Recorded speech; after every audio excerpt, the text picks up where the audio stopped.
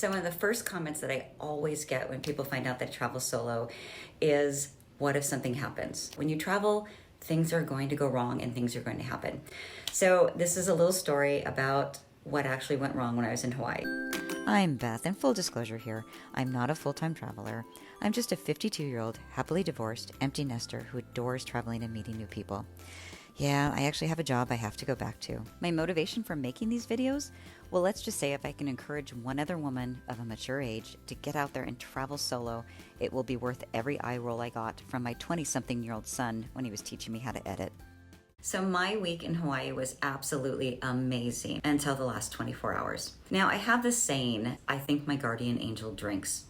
Well, looking back on the last 24 hours, not only did she decide to check out and go get herself a Mai Tai, but I'm pretty sure she went on a binger. Now, one of the reasons I picked the big island of Hawaii is because, well, one, they had just opened back up again, and two was I got a smoking deal on airfare, and I do mean smoking. On the flip side of that, I had to drive to an airport that's 4 hours from my house. Now, on my last day in Hawaii, I was driving back to the hostel after spending just the most magnificent last day on the beach. Fabulous.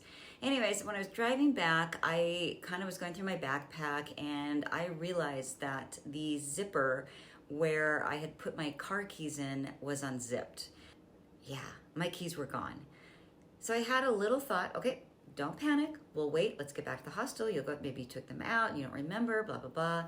I did have a few cocktails at night. Anyway, so I got back to the hostel. I went through everything. They were gone. So at this point, I was starting to kind of worry a little bit. Heart palpitations started to happen. I'm like, okay, calm down, calm down. What are we going to do? We can handle it. So I called my 20-something-year-old son and explained the situation to him. So my son came up with the perfect plan. He was going to go to my house, get my key, take it to the shipping company, overnight it to the hotel room that I booked next to the Park and Fly where my car was at, even paid the extra money to make sure it would get there by 10 a.m. Sounds perfect, right? So at this point, I'm thinking, okay, everything's going to work out. Just a little bump in the road. My guardian angel must be back. Yeah, no. If she was seriously hungover. So the only problem with this plan was that a few years ago, I dropped my key and it broke. And like a true chick, I threw it in my junk drawer and grabbed my spare key, and I've been using it ever since. So there was a little point where I thought, what if the key doesn't even work?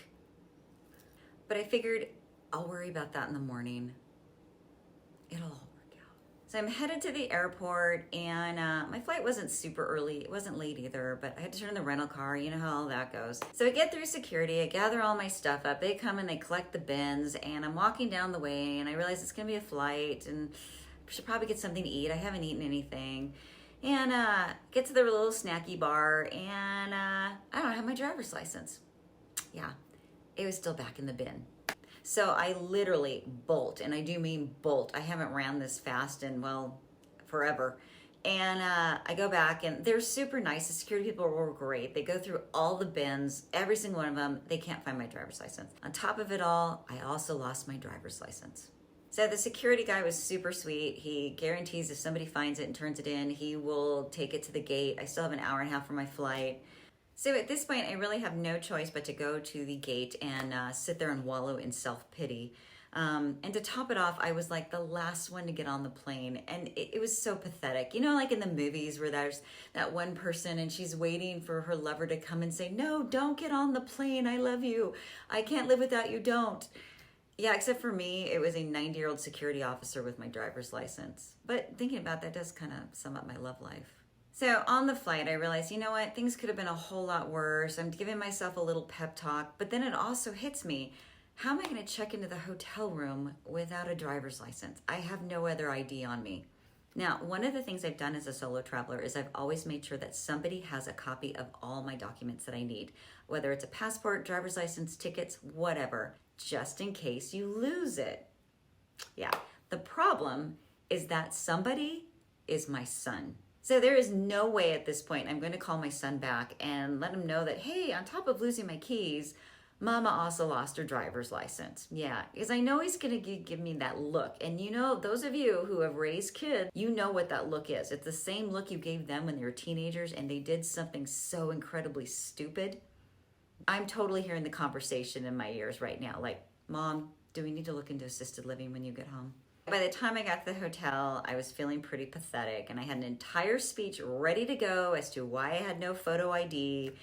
And when I was checking in, the lady goes, "Oh, you're the one who lost your keys." "Yeah? How did you know that?" She told me my son called, explained the situation, and just wanted to make sure I was going to be okay. Look at him adulting. So the next morning, now I have to worry about the whole what if the key doesn't work thing. So I called the dealership. They said all I have to do is have the car towed over to the dealership and they can rekey it. Now granted, that's going to take 3 hours. So they close at 5. I have to have it there by 2 o'clock. Okay, the key's supposed to be here by 10. This'll work. So 10 o'clock rolls around, no key. 10:30 rolls around, no key. 11 o'clock rolls around, no key. I finally called the delivery company. I'm on the phone with them and I explained the situation. I really need to get this key. I need to get the car over to the dealership. The key's not gonna work, blah, blah, blah.